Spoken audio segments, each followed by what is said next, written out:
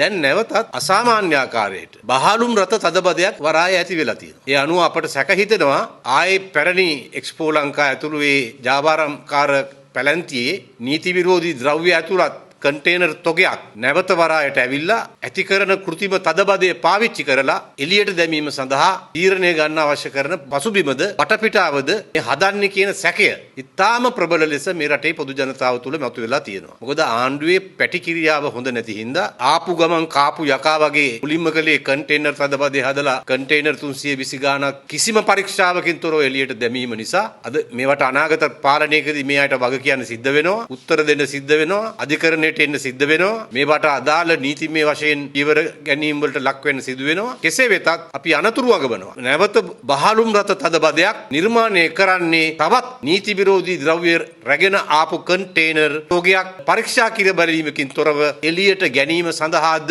කියන සැකය අපි ඉතා ප්‍රබල ලෙස මේ අවස්ථාවේදී මතු කරනවා.